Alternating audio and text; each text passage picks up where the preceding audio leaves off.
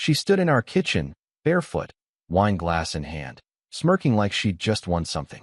"You'd never leave," she said, her voice soaked in arrogance.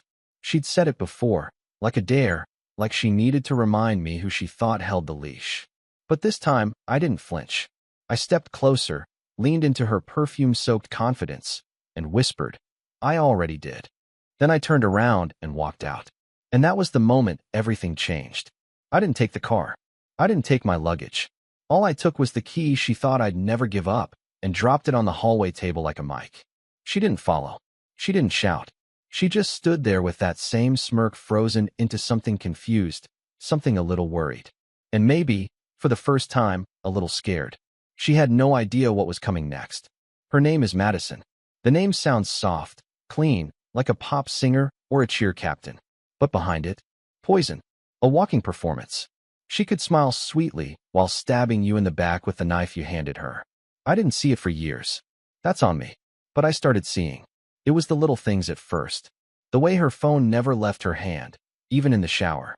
The way she'd laugh at messages she never explained. The makeup before grocery runs. The sudden girls' nights out that came with silence and red lipstick. Then came the big one. My daughter's wedding. Mia, my girl, my heart, was marrying a decent guy named Troy. Everything was ready. I paid for the venue, the dress, the food. I'd covered it all. Madison helped with the planning, of course. Always had to be the center of attention. But something felt off. Mia looked nervous 2 nights before the wedding. She hugged me longer than usual. Whispered, "Dad, please just be chill this weekend, okay?" I didn't understand at the time. But I nodded. Then the wedding day came. And standing there, next to my wife in the front row, wearing the custom suit she never complimented me on, I saw him. Tall, tan, fake laugh. The guy she swore was just a coworker. His name's Hunter. How cliché is that? And when Mia introduced him as a very important guest, my ears rang. Madison's eyes darted away. I watched her fingers twitch. That was all I needed. I said nothing. Not at the ceremony. Not at the reception. Not even when they shared a drink and she whispered in his ear, thinking I wouldn't notice. I just smiled, toasted with them, ate the steak I paid for, watched her flirt in front of my face, in front of our friends, our family, our daughter, and then I disappeared. Not physically, but financially. The morning after the wedding, I logged into every account that had my name on it, every shared card, every investment, every property, and started pulling strings. Quietly, methodically. I left nothing under her reach. The house, switched into my trust. The joint accounts, drained, my half, legal and precise. Her luxury car, leased under my company. Her gym membership, canceled. Every damn thing she touched, I touched first. And that's when he moved in. Not Hunter. Not some rebound. My brother, David. The guy she hated. The guy she said had no class. The one who lived out of state, built his own empire, and never forgave her for how she treated our mother. He'd recently gone through a divorce. Needed a place in town. I offered him the guest house Madison had turned into her she shed. I didn't tell her. She came back from one of her fake yoga retreats, unlocked the door, and found him sitting on her velvet couch, sipping scotch and watching her TV. She screamed. And David? He just looked up, grinned, and said, "You must be Madison. Heard a lot about you." That scream echoed through the entire block. But that wasn't even the beginning. You see, what happened after that made headlines in our entire town. And I hadn't even gotten started yet. She slammed the front door so hard the windows rattled. I was sitting across the street in my truck, engine off, lights out. Watching. I didn't even blink. She paced in circles in the front yard, talking to herself, trying to process what just happened. David didn't leave. He stayed. Calm. Confident. Like the house was his, which, technically, now it was. Madison didn't know yet that the deed had been transferred weeks ago. Not to my name, but to a trust under my daughter's initials. Mia had signed the documents without asking questions, just hugged me and said, "I trust you." That meant more than she'll ever know. By the time Madison realized she couldn't kick David out, she'd already called 2 lawyers. Both told her the same thing. She didn't own a single brick in that place. Not anymore. She texted me at 2:13 a.m. "You're being petty. You're embarrassing yourself." I didn't reply. 2 minutes later. "We need to talk. Be an adult." Still nothing. 5 minutes. "I'll ruin you if you don't fix this." She always did that. flipped between sweet and venom. Thought it worked. Maybe it did once. Not anymore. Next morning, I walked into my office downtown and found a letter on my desk. Anonymous, but I recognized the handwriting. Sloppy cursive. Her lover, Hunter. I never meant for it to go this far. She said you didn't care about her anymore. That you were always working. I'm sorry. What a coward. He folded when it got real. The moment he felt the spotlight shift onto him, he vanished like a ghost. Blocked her. Deleted photos. Told their mutuals it was a mistake. Left her spinning. She came to my office that afternoon. No appointment. No warning. Just stormed in like it was still her world. Wearing that fake designer dress I bought last Christmas. I'm not letting you do this to me, Daniel, she snapped, slamming her hands on my desk. I leaned back in my chair, sipping black coffee. Didn't say a word. You're ruining everything. Our life. Mia's future. Your reputation. Our life ended the second you started auditioning for a replacement, I said quietly. Her eyes twitched. She scoffed. You're pathetic. I pointed to the door. Then leave. Like you already did. Just this time, take your lies with you. She didn't move. So I stood up, walked past her, opened the door, and said, Hunter's gone. You're next. This office. Mine. The name on the building? Mine. The silence in your phone now? That's what loyalty sounds like when it leaves. She left without another word. Later that week, Mia called me. Voice shaking. Dad, I think Mom's losing it. I didn't ask why. I already knew. She'd tried calling me as new in-laws, pretending I had financial issues and that the wedding bills were unpaid. She told neighbors I had a midlife crisis. Even went to church, twice, just so people would whisper that she was the victim. But I prepared for this. That weekend, I dropped off a file at the local paper. No names, just facts. Emails, screenshots, bank transfers, hotel receipts. Anonymous source, legally verified. They ran the story. Front page. Socialite's double life exposed in messy split. Everyone knew. Everyone read it. And just like that, the invitations stopped. The brunches. The wine nights. The social club. Her world collapsed faster than she ever expected. Mia called again. Dad, why didn't you say anything earlier? Because sometimes, I said, you let people hang themselves with the rope they bought. That silence on the line. That was understanding. That was her realizing the difference between anger and justice. But I wasn't done yet. She showed up at my daughter's place 3 days later, pounding on the door like a madwoman. Mia called me crying. She's outside. She's saying I betrayed her. That I let you poison me. I told her to stay inside. Let the storm scream itself dry. Madison stood out there for 20 minutes before the cops arrived. Claimed she was just there to talk. Claimed she was the real victim. That her daughter had been manipulated by me. That everyone had. But the thing about liars is they forget where they left the truth. Mia had seen the texts. The photos. She knew about the hotel charges paid in cash. About the canceled therapy sessions Madison claimed she was attending while she was sneaking off with Hunter. My girl wasn't dumb. She just needed proof. And I gave it to her, quietly, respectfully, the way a father should. After the police made Madison leave, I went over. Mia was shaken. Her husband tried to calm her, but she just kept repeating, I don't understand how she could turn on me like that. I did. When people like Madison lose control, they set fire to everything near them, just to feel like they still matter. Even if it's their own family that burns. The next day, I got an invite from a friend. A private dinner. Just a few of us who had been blindsided by our ex-wives in similar ways. I didn't want to go at first, but something inside me needed to hear someone else say, yeah, I went through it too. And they did. One guy lost his business. Another, his home. Another, his kids. I still had mine. And now, I was getting my peace back. That night, for the first time in what felt like years, I slept with the windows open. No alarms. No checking texts. No listening for the sound of her keys in the door. Just silence. Beautiful, unshakable silence. A week passed. Then 2. Madison went dark. No calls. No new stunts. I almost thought she'd given up. Until Mia called again. She's suing me, she whispered. She says I tricked her into giving up rights to the house. I told her not to worry. I'd already talked to our lawyers. Madison had signed everything with a notary. There was no trick. Just truth. The kind she'd been dodging for years. The court date was short. The judge was unimpressed. Madison's crocodile tears didn't work. The moment she started ranting about family betrayal, and emotional damages, the judge shut it down.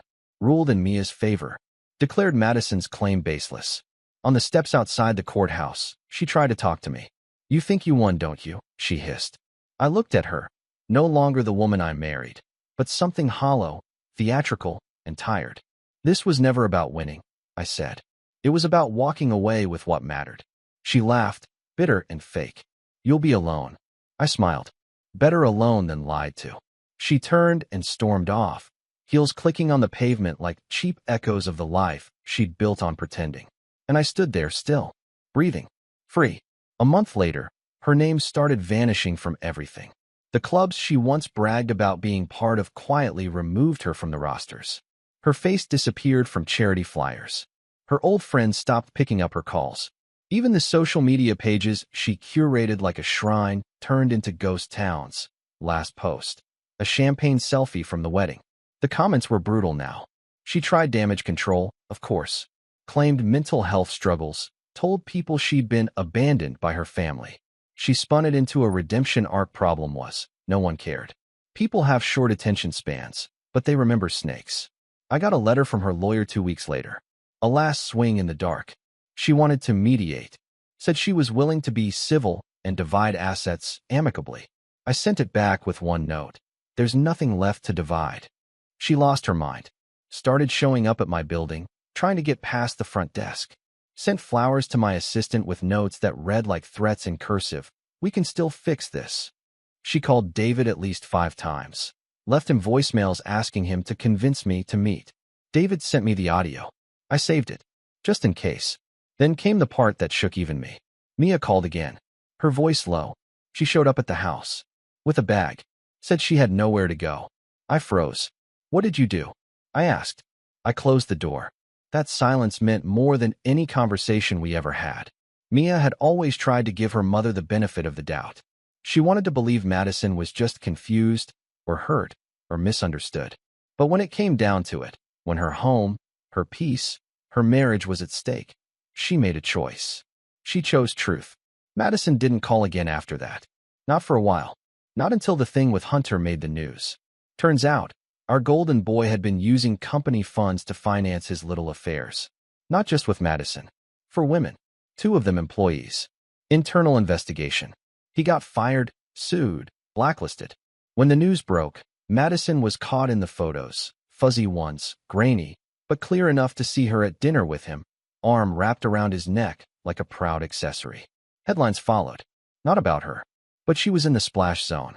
And that was when I stopped feeling anything. No rage. No satisfaction. No pity. Just distance. Like she was someone I'd read about in a book I didn't finish. I met someone new a few weeks after that. Nothing serious. Just coffee.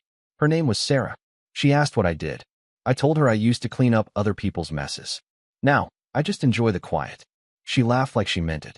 And when I told her I had a daughter, she smiled and said, "She must be strong, like her father." That caught me off guard. No one had said that to me before. Not once. And I realized, I hadn't just survived Madison. I'd built something stronger from the ashes she left behind.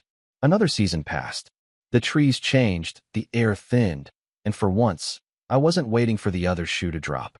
There were no late-night calls, no random emails from burner accounts, no whispered drama that somehow led back to my doorstep.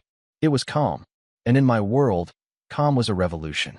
Then one evening, Mia called again. Her voice was calm, but I could tell she had been crying. "Dad," she said, "you should see this." She sent me a photo.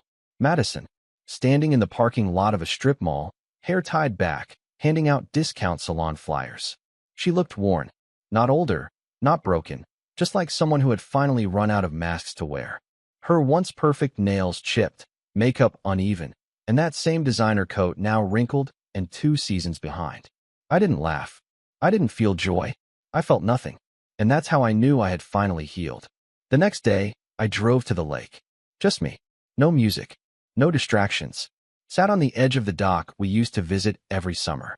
The same one where Madison once promised me she'd never lie. I closed my eyes, let the wind hit my face, and thought about what had been taken and what had been returned in its place. That's when Mia called again. "I have news," she said. I could hear the nervous smile in her voice. "I'm pregnant." It hit me like thunder in the ribs, not from shock, but from pride. You okay? I asked. I'm scared, she said, but ready. And in that moment, everything came full circle. Madison had torn through our family like a storm, left ruin in her wake, tried to rebuild her kingdom on ashes and gaslight.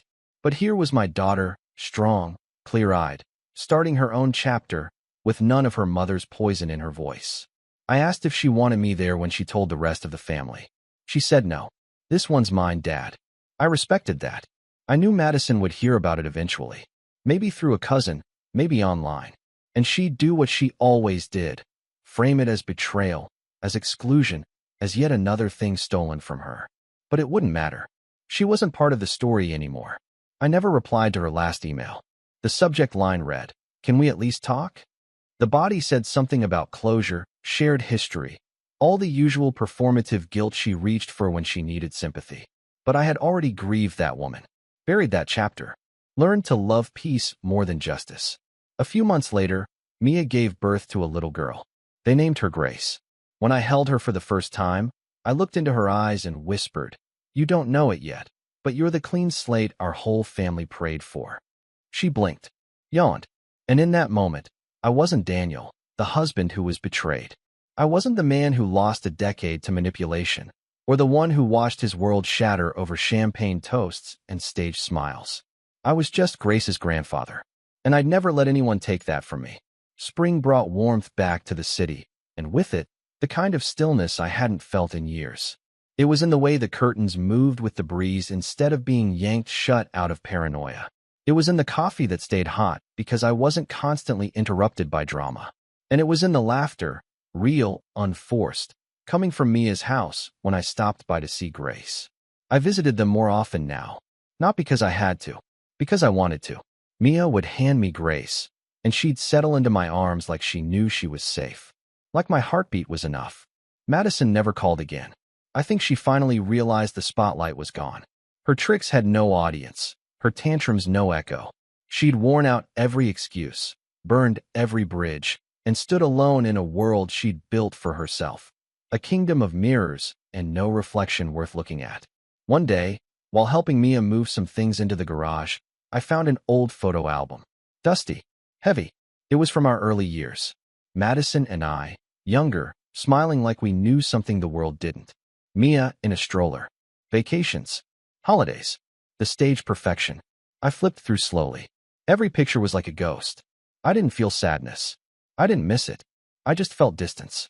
That version of me, the man who overlooked lies, who brushed off red flags, who mistook manipulation for love, he wasn't me anymore. He was someone I had outgrown, painfully, but necessarily. I put the album in a box marked "Don't Need." Later that night, Mia texted me a video. Grace, wobbling on her feet, taking her first 2 steps before collapsing into her toy elephant. She walked, Dad. I watched that video 10 times. Each time, I caught something new. The way Grace looked up after falling, surprised but unafraid. The way Mia clapped through tears. The quiet in the background, so different from the tension we used to breathe like oxygen. And I realized, this is what freedom feels like. Not just from a person, but from the version of yourself that allowed them to stay too long. I started writing again. Nothing serious. Just late-night thoughts, poured into a notebook by the window. Reflections. Lessons. Warnings for the man I used to be. And one day, I wrote this. If she ever says you'd never leave, smile. Whisper that you already did. And let her find out the rest on her own. Because walking away isn't weakness. It's choosing your life over their chaos. And sometimes, the most powerful thing a man can do is disappear so completely from her story that she forgets how she ever spelled his name. One afternoon, months later, I was in a bookstore downtown, browsing through a table of hardcovers I'd probably never read, when I heard someone say my name. Not my full name. Just Daniel. Soft. Unsure. I turned slowly. Madison stood there, smaller somehow. Less polished. She wore oversized sunglasses despite the cloudy weather. The illusion of power she used to carry like perfume, gone. She looked more like a woman trying to remember who she used to be. Hi, she said. I didn't answer. I waited. I was just in the area. She gave a little laugh like she thought that made sense. Didn't think I'd run into you. She hadn't changed her voice. Still that half-sweet, half-staged tone. I knew it well. I heard about Grace, she said. She's beautiful. Like Mia. I nodded once. Nothing more. She shifted her weight, suddenly unsure of what to do with her hands. I've been doing some therapy. Good. I've learned a lot. About myself. About how things fell apart. They didn't fall apart, I said. You broke them. That stunned her. Maybe she thought time would blur things. That if she approached slow enough, I'd forget the shape of the blade she used. I miss them, she said, eyes watering. You, Mia, the life we had. I studied her face. Not to read it, but to memorize that moment. The moment she realized I was truly, irreversibly, no longer hers. We're doing fine, I said. Better, even. I know, she whispered. I see the pictures. I hear things. Of course she did. People love to watch what they've lost, especially when what they lost thrives without them. I just wanted to say sorry, she added quickly. For everything. But her voice cracked at everything. Because she didn't even know where to begin. I took a breath. Not because I was angry. I wasn't. I was calm. You didn't just lose a marriage, I said. You lost the privilege of being in our future. She nodded slowly. No tears now. Just hollow acceptance. I walked past her without another word. And for the first time in all the years we'd known each other, she didn't follow. She just stood there, alone in a place filled with stories, none of which were hers anymore. I drove straight to Mia's. Grace was in the backyard chasing bubbles with her mother. Mia waved. I stayed back a moment. Watched. Listened. And I thought, this is how you know you're healed. When you no longer wish her pain, nor crave her apology. When your peace isn't tied to revenge, but to the life you built without her. That night, I sat on the porch holding Grace as the sun dipped low. She rested her head on my chest and mumbled something that didn't make sense, but meant everything. And I whispered back, you'll never have to wonder if you're loved.